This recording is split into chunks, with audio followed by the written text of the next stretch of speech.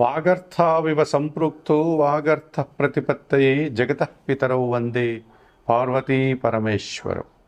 జ్యోతిషాభిమానులందరికీ నమస్కారం. 2025 జూలై మాసంలో 12 రాసుల వారికి మాస ఫలితాలు. ఈ జూలై మాసంలో గ్రహరాజు అయినటువంటి సూర్య భగవానుడు జూలై 16 వరకు మిథున రాశిలోనే సంచరిస్తున్నాడు. జూలై నెల 16 తర్వాత ఆయన కర్కాటక రాశిలోనికి ప్రవేశించి తన యొక్క సంచారాన్ని అక్కడ కొనసాగిస్తాడు. కుజగ్రహము సింహరాశిలో ఈ జూలై మాసమంతా కూడా ఆయన సంచారం కొనసాగుతుంది. ఇదివరకే సింహరాశిలో కేతు ఉన్నాడు కనుక కుజ కేతువుల కలయిక అన్నటువంటిది జూలై మాసంలో సింహరాశిలో ఉంది. బుధుడు కర్కాటక రాశిలో ఈ జూలై మాసం అంతా కూడా తన సంచారాన్ని కొనసాగిస్తున్నాడు. గురువు మిథున రాశిలో సంచరిస్తున్నాడు. అలాగే శుక్రుడు వృషభ రాశిలో స్వక్షేత్రంలో తన సంచారాన్ని కొనసాగిస్తున్నాడు. శని భగవానుడు మీనరాశిలో సంచరిస్తున్నాడు. రాహువు కుంభరాశిలో, కేతువు సింహరాశిలో. ఈ రాహుకేతువులు ఇద్దరు కూడా రాహు కుంభరాశిలో, కేతువు సింహరాశిలో సంచరించడం వల్ల కర్కాటక, సింహ, మకర, కుంభరాశుల వారికి ప్రబల కాలసర్పదోషం ఉంది. అలాగే సింహరాశిలో కుజకేతువులు సంచారం కొనసాగించడం వల్ల కొన్ని రాశుల వారికి కొన్ని అనుబంధాలతో కానీ, కొన్ని సంస్థలతో కానీ, లేక కొన్ని పనిచేసేటువంటి కార్యాలయాల్లో కానీ ఎడబాటు ఏర్పడ్డం,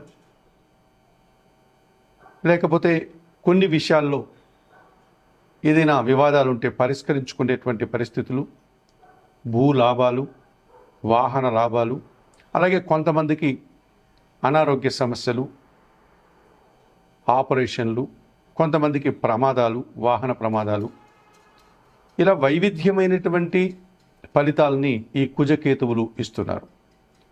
దీంతోపాటు దేశ గోచరాన్ని అనుసరించగన పరిశీలిస్తే విమాన ప్రమాదాలు, అలాగే వాహన ప్రమాదాలు, సునామీలు, భూకంపాలు, మనకు పరిసర ప్రాంతాల్లో ఉన్నటువంటి దేశాల్లో యుద్ధ వాతావరణం, ఇవన్నీ కూడా చెప్పుకోదగ్గ అంశాలుగా ఈ కుజకేతువులు కలిసి ఉన్నంత కాలంలో జరిగేటువంటి అవకాశాలు మనకు కనిపిస్తున్నాయి. ఇదివరకే కొన్ని ఉదాహరణలు కూడా మనకు జరగడం జరిగింది, మనకందరికీ తెలిసిన విషయాలే. జూన్ 26వ తారీఖున ఆషాఢ మాసం ప్రారంభమైంది. ఇది జూలై మాసం కనుక జూలై మాసం 24 వరకు కూడా ఈ ఆషాఢ మాసమే కొనసాగుతుంది. ఆషాఢ మాసంలో నూతన వధూవరులను ఒకే ఇంటిలో ఉండకుండా వేరు చేసేటువంటి సాంప్రదాయం కూడా మనకుంది. నూతన వధువును వారి అమ్మగారింటికి అనగా పుట్టినింటికి పంపించడం, అలాగే అల్లుణ్ణి అత్తగారింటికి రాకుండా చూసుకోవడం అనేటువంటి సాంప్రదాయాలు కూడా మనకు ఆషాఢ మాసంలో కనిపిస్తుంది. ఈ ఆషాఢ మాసంలో మహాలక్ష్మీదేవికి, మహావిష్ణువుకి పూజలు నిర్వర్తించి విశేషమైనటువంటి కొన్ని ఫలితాలను, పుణ్యఫలాలను అందుకునేటువంటి సాంప్రదాయం కూడా మనకుంది. అలాగే ఆషాఢ మాసంలో ఉగ్రదేవతార్చన కార్యక్రమంలో భాగంగా వారాహి నవరాత్రులు ప్రారంభించి ఆ కార్యక్రమాలు కూడా నిర్వహించేటువంటి ఆనవాయితీ ఉంది. ఇక 25వ తారీఖున జూలై నెల 25వ తారీఖున శ్రావణ మాసం ప్రారంభమవుతుంది. ఆధ్యాత్మిక విషయాలకు కానీ, భక్తికి సంబంధించినటువంటి విషయాలలో కానీ చాలా పవిత్రమైన మాసంగా మనము ఈ శ్రావణ మాసాన్ని పరిగణిస్తూ ఉంటాం. శ్రావణ మాసంలో మనకు శివకేశవుల భేదం లేదు కనుక శివపార్వతుల పూజలు, అలాగే మహావిష్ణువు, మహాలక్ష్మీదేవుల పూజలు నిర్వహించేటువంటి సాంప్రదాయం ఉంది. శ్రావణ మాసంలో ప్రతిరోజు కూడా పవిత్రంగా భావించేటువంటి పరిస్థితి మనకు కనిపిస్తుంది. శ్రావణ సోమవారాల్లో, అలాగే శ్రావణ శుక్రవారాలు, పౌర్ణమి రోజు, వరలక్ష్మి మహావ్రతం, ఇలా అనేకమైనటువంటి పర్వదినాలు శ్రావణ మాసంలో మనకు వస్తాయి. అటువంటి పవిత్రమైన శ్రావణ మాసం కూడా మనకు ఈ జూలై మాసంలో ప్రారంభమవుతుంది. ఇన్ని వైవిధ్యమైనటువంటి ప్రత్యేకతలను సంతరించుకున్నటువంటి ఈ జూలై మాసంలో. ఇప్పుడు 12 రాసుల వారి యొక్క మాస ఫలితాలు ఎలా ఉన్నాయో తెలుసుకోపోదాం. 2025 జూలై మాసంలో వృశ్చిక రాశి వారి యొక్క మాస ఫలితాలు. ఈ వృశ్చిక రాశి వారికి 2 గ్రహాలు మాత్రమే అనుకూలంగా సంచరిస్తున్నాయి. అధికంగా గ్రహాలు ప్రతికూలంగా సంచరిస్తున్నాయి. ఆచి తూచి మాట్లాడాల్సి ఉంటుంది, మౌనంగా ఉండాల్సి ఉంటుంది, తమ పని తాము చేసుకుంటూ ముందుకు వెళ్లాల్సిన పరిస్థితి కనిపిస్తుంది. గ్రహాలు చాలా వరకు ప్రతికూలంగా ఉండే సందర్భాల్లో అతి జాగ్రత్తగా మాట్లాడుతూ, అతి జాగ్రత్తగా తమ పని తాము చేసుకుంటూ ఈ మాసాన్ని, ఈ గడ్డు కాలాన్ని మీరు జాగ్రత్తగా ముందుకు తీసుకెళ్లాల్సిన పరిస్థితి కనిపిస్తుంది. 2025 జూలై మాసంలో వృశ్చిక రాశి వారికి జన్మరాశ్యాధిపతి, షష్టాధిపతి అయినటువంటి కుజుడు ఈ నెలంతా దశమ భావంలో సింహరాశిలో సంచరించడం వల్ల వృత్తి ఉద్యోగ వ్యాపారాల్లో గట్టి పోటీని ఎదుర్కొని విజయం సాధిస్తారు. మీ పోరాటము, మీ ప్రతిభ, మీ శ్రమ మిమ్మల్ని కాపాడుతుంది. ఆ రకంగా మీరు అభివృద్ధిని సాధిస్తారు. అధికారుల నుంచి అండదండలు అందుకుంటారు. దశమంలో కేతు సంచారం ఉంది. నిరాడంబరంగానే మీ జీవనాన్ని కొనసాగిస్తారు.